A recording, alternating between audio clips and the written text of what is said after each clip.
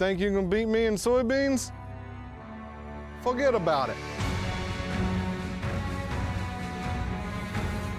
We do have 2 tropical storms or hurricanes coming in the Gulf. May get a lot of wind, a lot of rain, so who knows what's going to happen. You know, I'm a 6th generation farmer.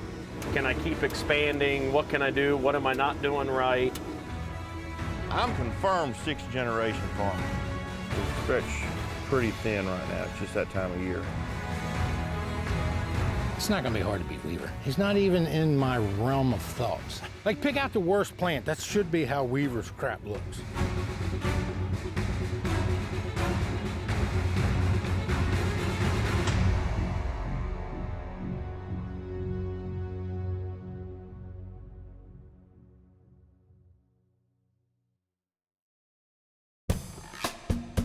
I'm gonna learn a few things this year.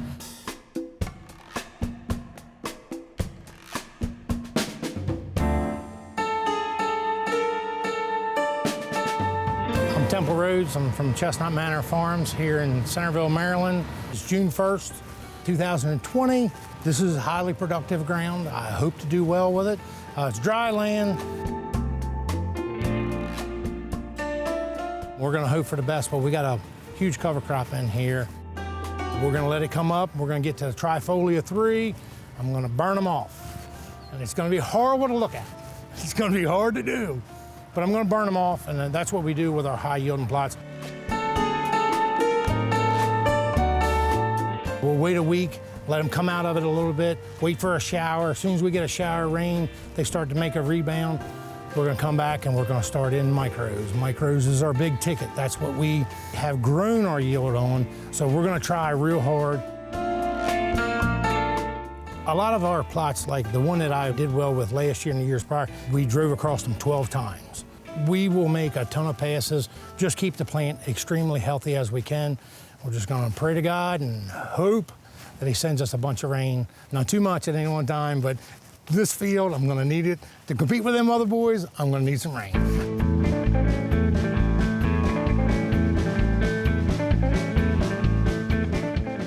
The test plot area that I've been using over the past few years, it needed to come out of beans. It's been 4 or 5 years in beans. It's an area where we did really well because it was basically right outside of our feedlot that we had. So it was high in phosphorus, real high in organic matter, which that's something that we don't have around here. We have lower phosphorus soils because we're on the bay and we're trying to watch what we're doing. And, you know, our organic matter is way down. So that's where I've been winning at. So this is a little different down here that I'm trying it here. So we're gonna hope for the best.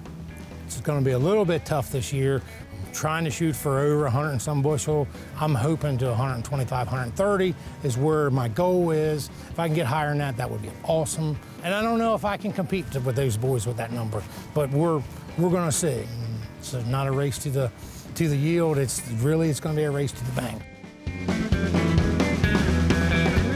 I'm a little bit later, so I'm gonna increase the population. If I was way early, if I'd planted them in April like I kind of wanted to do, I would have been 110 shooting for 100. On this specific farm, my limiting factor is rainfall. This is a droughty area. This ground doesn't retain moisture very well. That's why the cover crop is out there so big. I won't feel good until July 15th when all the wheat's out of the field, all the beans are planted, all the beans are up. After that, I'll feel good. And then usually we go right from that and then it's on with the sprayer.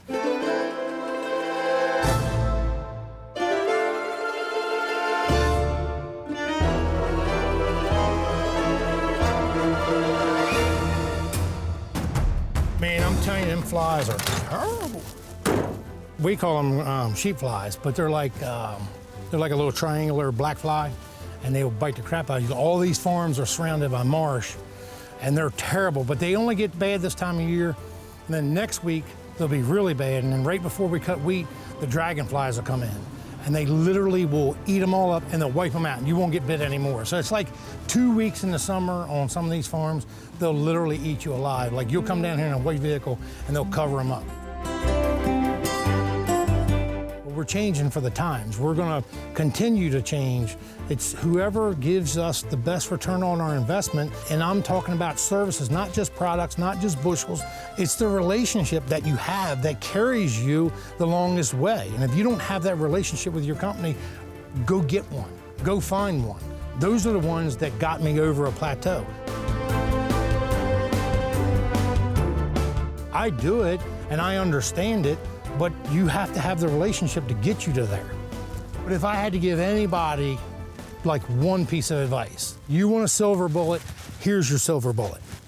Go get yourself a relationship with everybody you deal with. Get yourself a guy. And I have multiple guys, but you need a guy for your family and for you to be a good farmer. You have to have those relationships. Because they're promoting you, they're helping pushing you to the next limit. Why aren't you helping push them to the next limit? If I feel like I'm the smartest person in the room, I need to go to another room. That very rarely is that ever gonna happen with me, but everybody has to have somebody to look up to.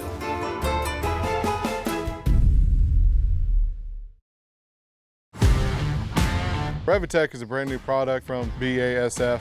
We're really excited for that.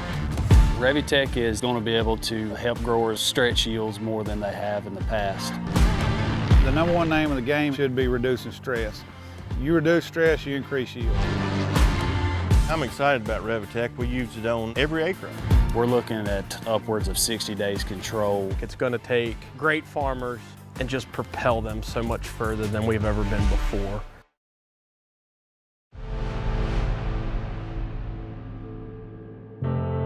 Today was a trying day. We got to watch it rain a lot. Not a good day to get planting done. According to the forecast, it could be beginning the middle of June before we get back in the fields. Good news of the day, we got to go out and look at some corn and soybeans. And soybeans, where they weren't flooded underwater, is looking really good. So they're all emerged, and even some beans we planted there on May 5th, they're finally up. It's looking good. We just got to get a rain jacket put on the seed. It's been a trying year so far. We're getting, calendar just keeps flipping. We're getting pushed farther and farther back. We'll get it in the ground. We'll get it in the ground. We already got our nitrogen on. We got our fertilizer on. We got cash rents paid. We're gonna give it the best shot. We're gonna try our best not to mud it in. We're gonna do things right. We like to do it once. But Mother Nature has full control of that. So we're gonna give it our best shot when we can finally go. We just gotta work harder. We got a lot of mowing to catch up on. As long as our mowers aren't swimming or sinking in the ponds around the fields, we're gonna try to get a lot of mowing done here. Been doing a lot of odds and end jobs here, just trying to find stuff to do while it's been raining. So pretty much well caught up, but there's always things to do. We got some improvement things we gotta do around the shop and area. And one of the biggest challenges here at Cory Atley Farm is just everybody get on the same page. We never want to miss a beat, and that means we got to have our full staff on board. There's a lot of stuff that goes on. We can't have a bad day when it matters. We all got to work towards the same goal.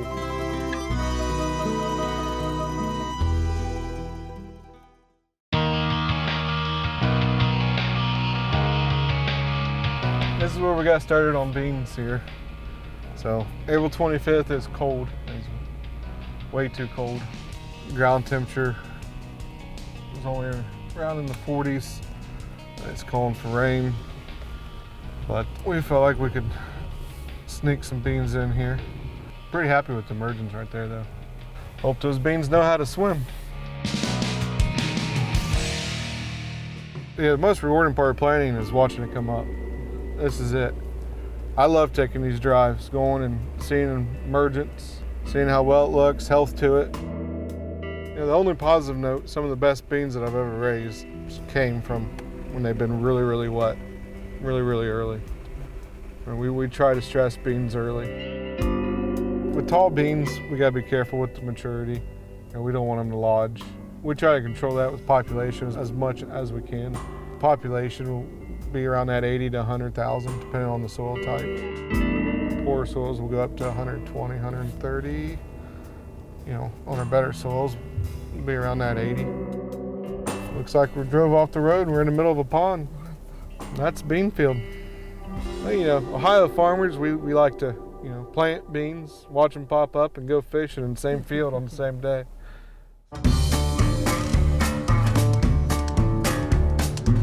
I've never showed goats or had goats a day in my life, so this is a all new adventure. So we're all learning as we go here. I used to show hogs when I was in 4-H. But Aubrey decided that she wanted to try her hand in goats, so here we are. This was all built by the original owner, John Turnbull. It probably hasn't had an animal in it in probably 30, 40 years. The wife and Aubrey, the daughters, they had a big project this spring. We got it back together and now we got animals in it, so everything's still fully functional. Yeah, these beams here, man, they're gonna be here for a while.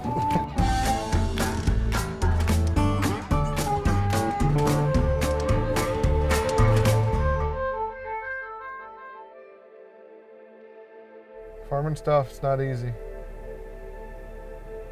Like days like today, you have a better chance of taking a jet ski to check your crop than an ATV. You know, it seems like we've been tested here a lot lately. And you still gotta have faith and trust in him that we're gonna get through this and make it, and I do. I mean, year after year, it's one knockdown after another. You know, I'm the 6th generation that's been in this farming with the Atley name. You gotta have a drive to do this. You gotta be driven to succeed. Failure's not an option. You can't fail.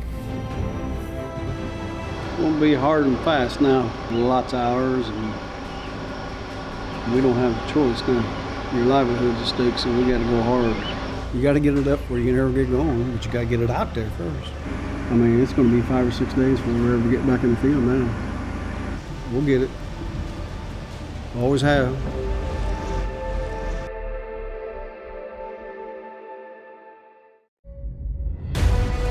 Cory owns a crop consulting company called Advanced Yield, and we've been working with Cory for 2 years now. Advanced Yield's a lot more catered to customer specific needs, not just everything fits all program. Cory is very competitive. He likes to look outside the box. If you're willing to go outside your comfort zone, there's different things that he'll suggest, but they'll work for you. I'd say go for it.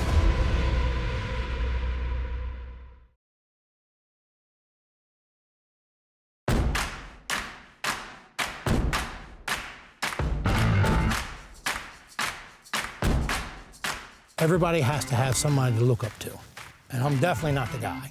But I have a ton of people in my arsenal that I look up to. Chris Weaver is one of my guys. He's a tremendous agronomist. Points me in the right direction, helps me on seed selection. He's done a really good job with me. Temple is a phenomenal guy.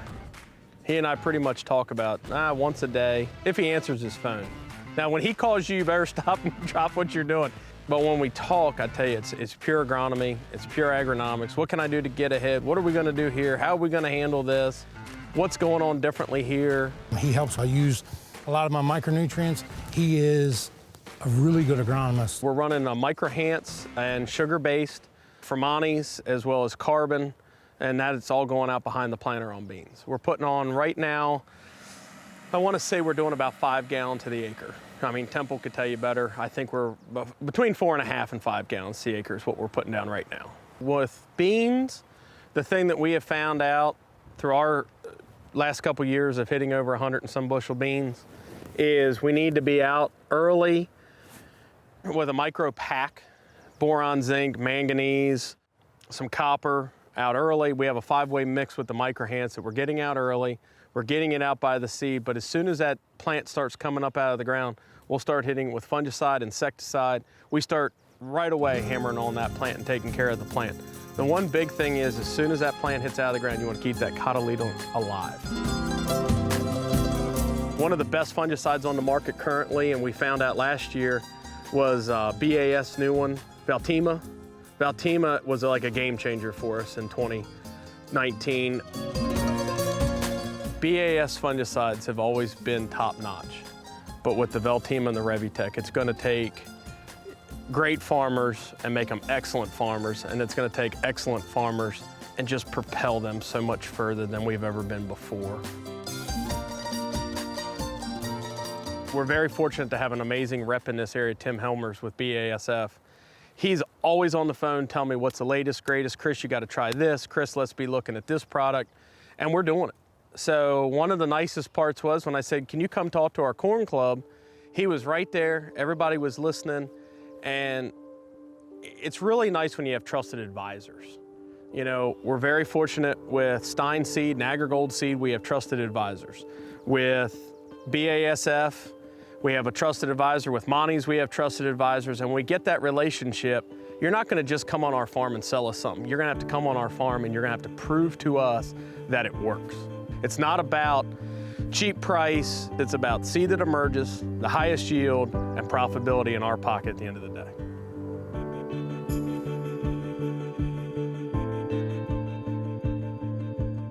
This is just a field.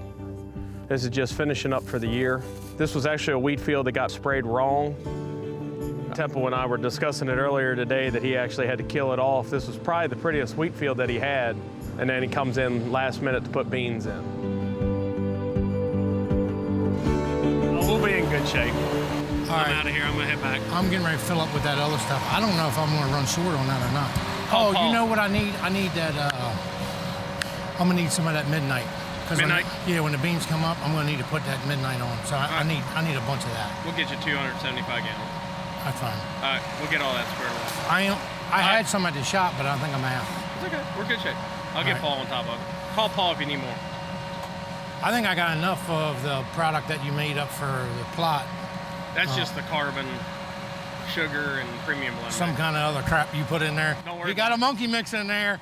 Not sure. All you other boys ain't getting none of that. It's mine. I got my own monkey juice. See, I just want this to go on record now. Oh, You got Kevin and Brooks out there in Indiana, the farm in the sweetest ground possible. Now it should be easy for them. Oh, and Kevin will say that's all we ever say. It should be easy for him, but he's underwater. But what I want to say, do they even have regulation out there? No. They just put on what they want. Yeah, that's one thing. We do have a lot of regulations, but I'm just glad we're getting the East Coast represented now. So I think we need to throw out the challenge. So what you're saying is I'm going to be the huge disappointment in this deal? You could be. But as a friendly bet, we got to throw the challenge to Kevin and Brooks. We'll have to have Maryland versus Indiana now. I don't know if I'm up for that. I don't know if we are. Them boys are a little better. But remember one thing that I did say earlier. We're members of the MAC group, so we are learning from the master. So my goal is to be able to beat the master one day, but we'll see how it all pans out. Yeah, we'll see about that. We'll get there soon enough. There you go, Seth.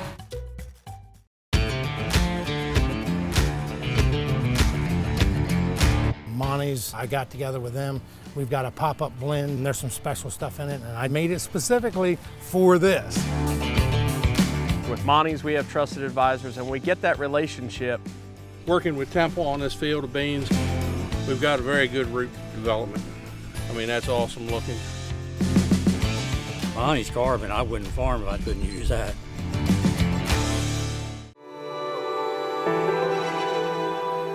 You gotta grab my pocket knife. I'm not allowed to carry a pocket knife.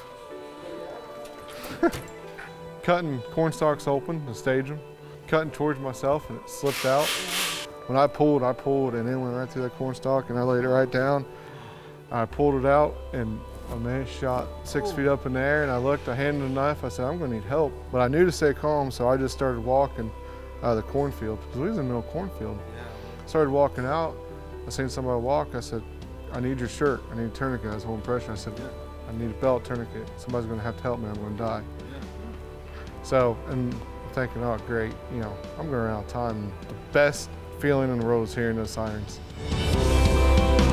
And when the ambulance, fire trucks pulled up, that was awesome. That was a great feeling. And he pulled up and they put another tourniquet on, so after 3 tourniquets, we finally got the blood stopped.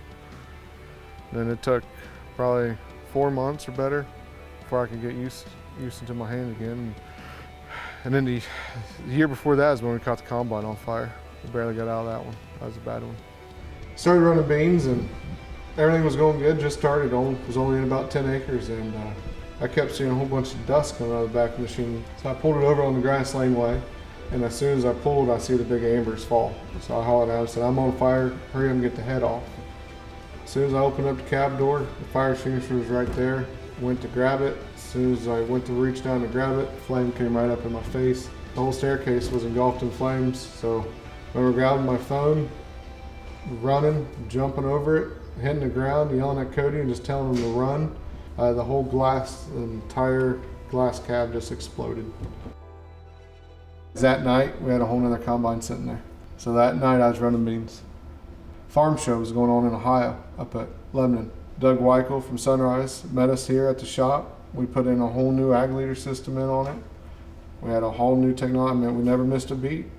And by, I think, 8 o'clock that night, I was running beans with it. When you surround yourself with a team of people like that, it makes you want to be loyal to them and stick with them. So I went on a 2-year stretch where my wife said I need to quit having accidents. So they took away my pocket knives from me. Well, we're at my dad's house here. So this is where I was born and raised. And my house is right over there, so you can tell I didn't make it too far away. But gonna come out here. We had some cropland corn we planted here on May 5th. It's been 108 GDUs, planted it last Tuesday. We're about 40 GDUs behind normal. So it's gonna come out here, check on this beautiful Tuesday and see what the corn's doing. Told you boys, there's no bottom to this ground. Golly. I was trying to get off an intro, but that's not gonna happen.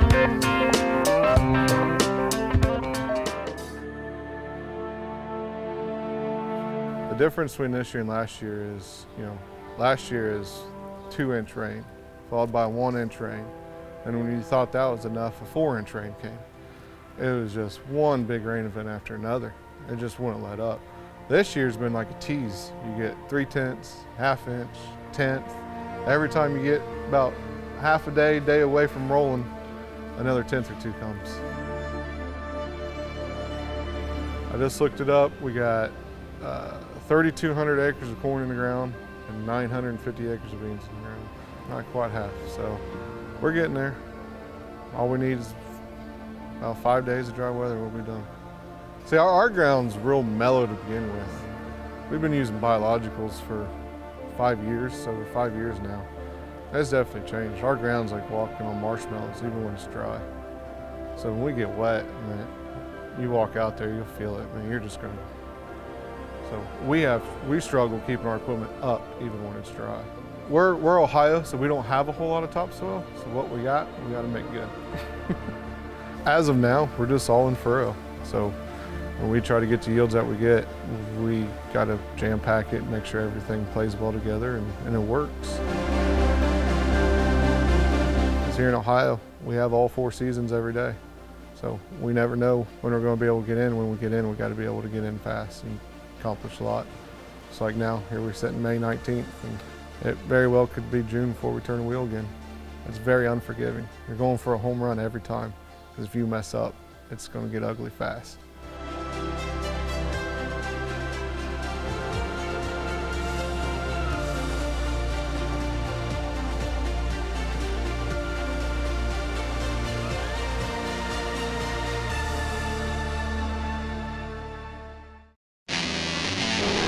One of the better products that we've seen come out here lately is Veltima from BASF. The thing I like about this is how long it's going to last in that plant. It can give me a longer window to make that decision. I'm really loving it. Veltima has the longest residual of any product out there.